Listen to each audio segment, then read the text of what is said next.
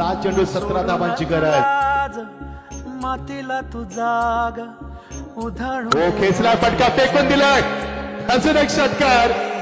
उजाडू दे आज साकडे मोठे फटके दाखवले. गॅप मध्ये केल्याचा प्रयत्न. याच गॅप मध्ये अजून निघून गेला सीमा पलीकडे.